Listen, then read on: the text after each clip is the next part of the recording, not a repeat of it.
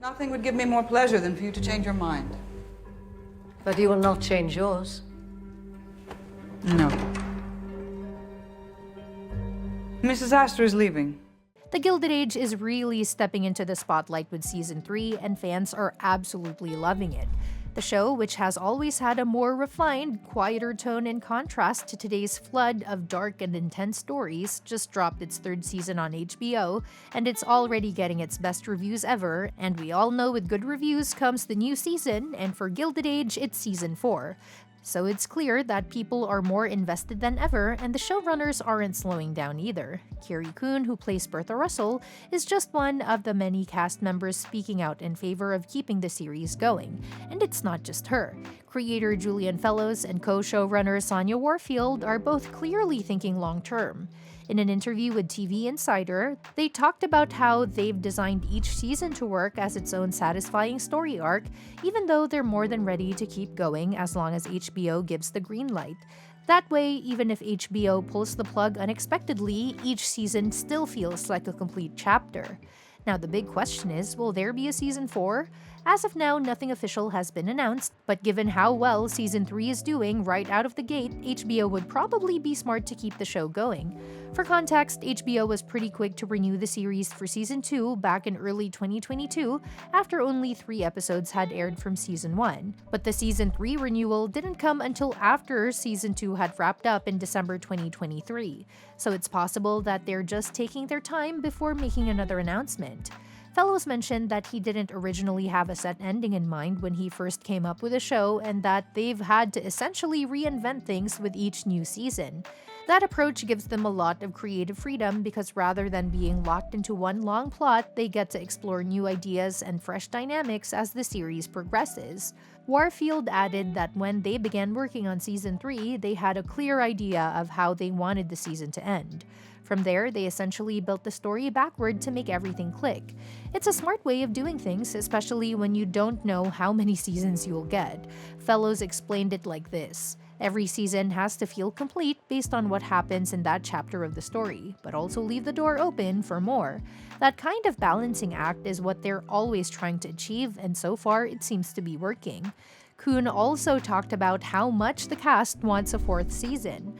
One storyline in particular that could carry over is the potential split between Bertha and her husband George, played by Morgan Spector. Their relationship in the show is loosely based on William and Alva Vanderbilt, whose divorce in 1895 made headlines back then. The show's current timeline is set in 1883, which means there's still a lot of dramatic potential ahead. The Season 3 premiere already touched on divorce through Aurora Fane's character, and that topic is expected to ripple through more than just one couple this season. Bertha, in typical Bertha fashion, is trying to make it more acceptable for divorced women to maintain their place in society, but her motivations aren't purely noble. Coon hinted that this could be a setup for deeper storylines if Season 4 moves forward. Also, even though Bertha and George aren't quite headed to divorce court yet, their clashing views, especially about their daughter Gladys's future and potential marriage, are about to bring serious tension into their home. So it's not just about social climbing anymore, this time the drama is coming from within. And fans are clearly responding to all of this. The viewership for the Season 3 premiere was the best in the show's history.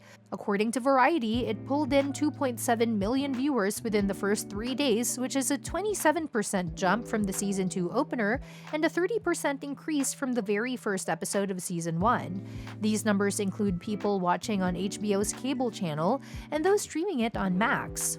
While HBO tends to report same-night viewership for most of its shows, this 3-day stat gives a strong picture of just how much momentum the Gilded Age is building. It's especially impressive when you consider how long fans had to wait. There was a 2-year gap between Seasons 2 and 3, but it didn't seem to hurt enthusiasm at all. In fact, that wait might have even helped. The week before the Season 3 premiere, streaming for the first 2 seasons reportedly shot up by 400%. So people weren't just excited, they were making sure that they were completely caught up. Looking at the show's viewing trends, this growth isn't all that surprising. Both Season 1 and 2 started strong and then steadily added more viewers as the weeks went by. The finales for both those seasons actually had about 50% more viewers than their respective premieres. So if that trend continues, season 3 could end up drawing the show's biggest audience yet, and that kind of growth makes a season 4 seem almost inevitable. What's also great is that Gilded Age has managed to adapt Julian Fellowes' Downton Abbey formula for an American audience without losing its charm. Set in the glamorous and chaotic world of the 19th century New York's elite, the show is a stylish escape that leans more into intrigue, social politics, and lavish visuals than outright suspense or violence. It's comfort TV with a high-budget shine, and that's part of why it stands out.